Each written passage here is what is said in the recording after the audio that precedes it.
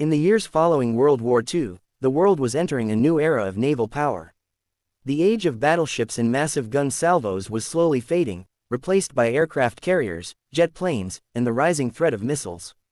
Yet in the midst of this transformation, the United States Navy built a ship that would become the last of its kind, a heavy cruiser that embodied the peak of traditional naval firepower. That ship was USS Des Moines, designated California 134, and her story is one of power, innovation, and the final chapter of the big gun era. USS Des Moines was laid down in 1945, at a time when the United States was still fighting in World War II and building the largest navy the world had ever seen. She was part of the Des Moines-class cruisers, a group designed to improve on earlier heavy cruisers with advanced technology and greater firepower. Unlike older ships, Des Moines was equipped with automatic 8-inch guns, which could fire faster and more accurately than anything that had come before. These guns were a major leap forward, allowing the ship to deliver sustained barrages in a way that would have been impossible with manual loading systems. The ship was launched in 1946 and commissioned in 1948, arriving at a moment when the world was shifting from open war to tense peace. The Cold War was beginning, and the Navy's role was evolving from direct combat to deterrence, presence, and readiness. USS Des Moines represented both the past and the future. She was built for a type of war that had almost ended, yet her advanced systems made her relevant in the new world of naval strategy. Life aboard USS Des Moines was demanding. Her crew was large, and every sailor had a role to play in keeping the ship ready for battle. The automatic 8-inch guns required constant maintenance and training, and the ship's powerful engines needed skilled hands to operate. Drills were frequent, and every crew member knew that in a real conflict, speed and precision would be the difference between survival and disaster.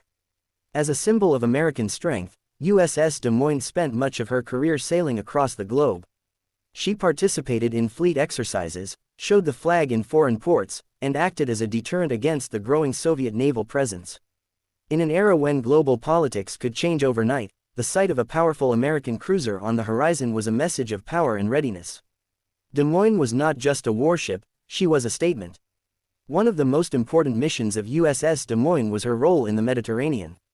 The region was a major hotspot during the Cold War, where the United States and the Soviet Union competed for influence. Des Moines joined the Sixth Fleet, operating alongside aircraft carriers and other ships, helping to maintain stability in the region. Her presence served as a reminder that the U.S. Navy could project power far from home, and that the United States was prepared to defend its interests and allies. During the early 1960s, the world faced several major crises, and USS Des Moines was at the center of naval operations. She sailed in waters where tensions were high, and the threat of conflict was real. The Cuban Missile Crisis in 1962 brought the world to the brink of nuclear war, and the U.S. Navy played a crucial role in the blockade of Cuba. While Des Moines was not directly involved in combat, her presence as part of the naval force added to the pressure on the Soviet Union. She stood ready, her guns aimed and her crew prepared, a silent warning to any who might challenge American resolve. Des Moines also played a key role in supporting troops and allies during crises in Europe and the Middle East. Her ability to deliver powerful gunfire made her a valuable asset in any situation where firepower and presence mattered. Even as missiles became more prominent, the ship's heavy guns remained a powerful tool for deterrence and support.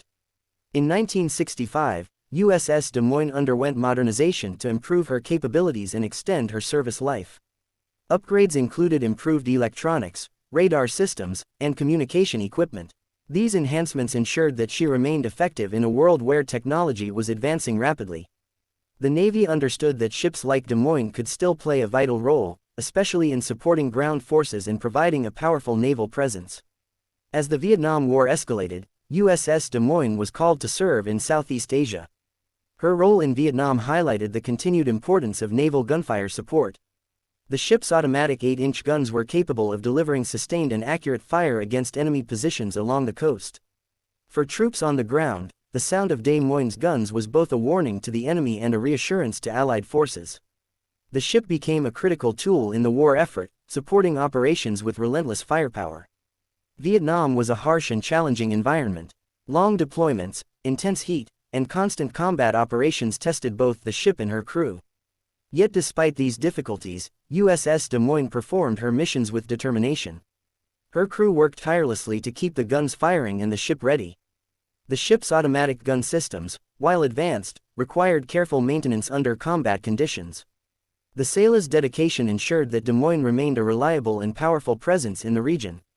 During her service in Vietnam, USS Des Moines fired thousands of rounds, providing crucial support for ground operations. Her firepower was unmatched by most other ships in the region, and her ability to deliver sustained bombardment made her one of the most feared naval assets. Enemy forces learned to respect the reach and power of her guns, knowing that a single salvo could change the course of a battle. However, even as Des Moines proved her value in Vietnam, the Navy's focus continued to shift toward missiles and new ship designs. The age of heavy gun cruisers was coming to an end. The cost of maintaining such ships was high, and the new generation of guided missile cruisers offered greater flexibility and modern capability. Ships like Des Moines were becoming increasingly expensive to operate compared to newer vessels. In 1969, USS Des Moines was decommissioned, ending the career of the last all-gun heavy cruiser in the U.S. Navy. Her retirement marked the end of a historic era. No ship would ever again carry the same combination of heavy guns and advanced automatic firepower. She represented the final chapter in a story that began with the great naval battles of the early 20th century and ended in the missile age. After decommissioning, USS Des Moines was eventually sold for scrap, and her steel was recycled.